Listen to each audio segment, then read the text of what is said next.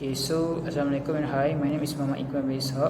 I'm from course DIB and my ID number is 23070238 and this is I will present to you macroeconomic assignment and our lecturer name is Madam Siti Nurhaliza. So the first question is define the inflation and demonstrate how to calculate the inflation rate. So I will first explain the definition of inflation. So inflation is the decrease in the purchasing power of money reflected in a general increase in the price of good and service in economy. So for example, Malaysia have been in inflation quite a lot. So for example in 1960, so the price of goods increased, so it make harder for people to buy the product because the price is getting higher. And it's also happened in 2023, also the same thing. The inflation rate in Malaysia keep increasing, and people, especially B40, they struggle because all the product the price is increasing. For example, as you can see, is rice, oil, sugar. If you know, today rice is around RM50 and above. It's quite a lot compared to last year and a few years ago. Okay, so that's all for me, and thank you. Okay, so the highest inflation rate that ever recorded in Malaysia is 23.70%, and it's happened in 2023. So it's quite high, and I think government needs to take action in order to prevent this from happening. They need to control the price, reduce the tax in order to control the inflation rate. And if this inflation rate keep increasing, it will be bad for our economy and for our people. So that's all. Thank you. That's all for part of the question 1.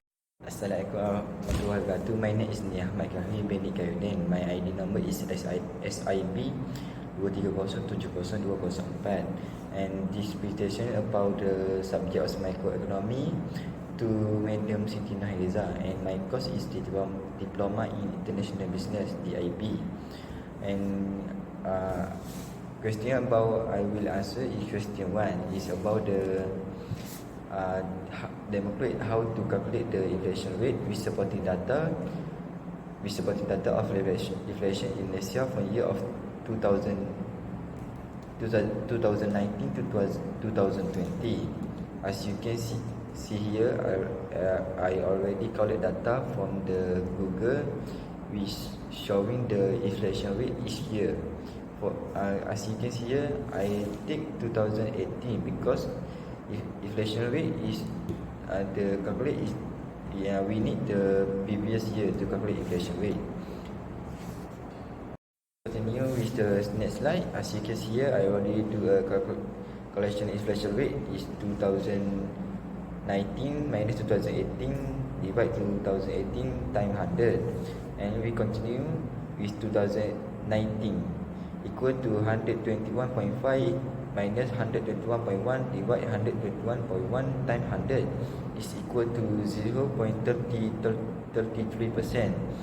We continue with for year 2020 is 120.1 minus 121.5 divide 121.5 times 100, and the equal is negative 1.50%.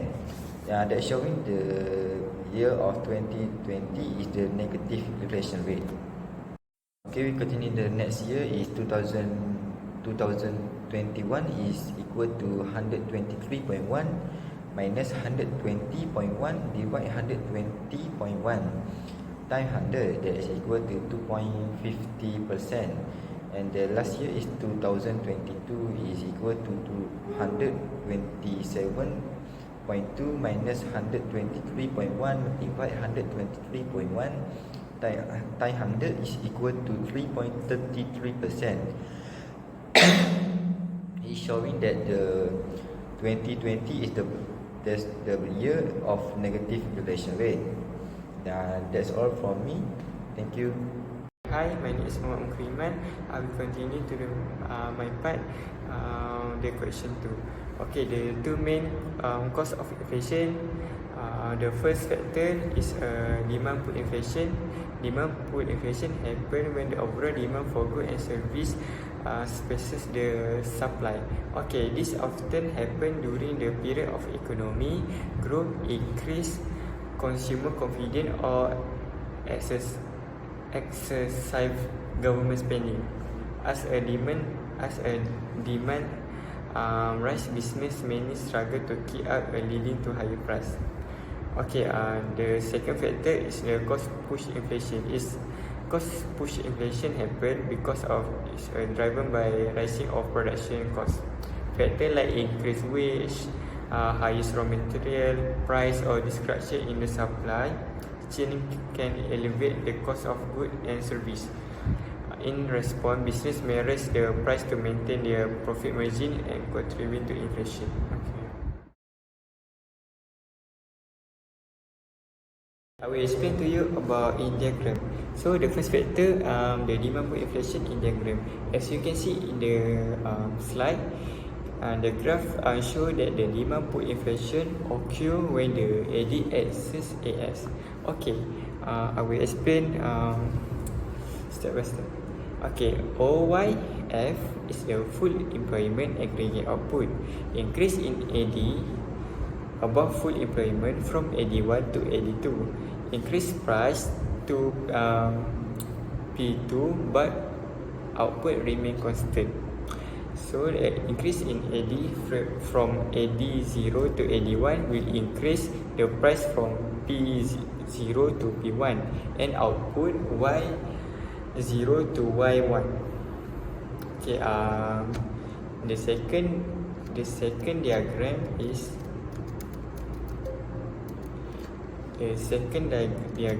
a cost push inflation. Okay, as you can see, the cost push inflation occur when the AS shift to the left. OYF is the same meaning, is the full employment aggregate output. Increase in the cost will shift the AS curve to the left, AS1. Okay, general price level increase from P0 to P1. Assalamualaikum warahmatullahi wabarakatuh. My name is Bimin Haikal Bimasan and I am doing question number 3. Okay, right now we are going to the question. Discuss the impact of inflation to the bottom 40% of the household in Malaysia. Okay, in this context, you have to know bottom 40 is mean before 40 and their income is lower. Okay, the answer for this question is it affects their purchasing power and ability to afford basic necessity. Inflation may lead to higher price for essential goods and services, making it more difficult for low-income families to meet lower-income households. Also have fewer ways to reduce or change their spending habit and less in saving or investment. It means in economy we learn that when household cannot satisfy what they want, they will create the things that we call it as opportunity cost. So this is the answer for number 3.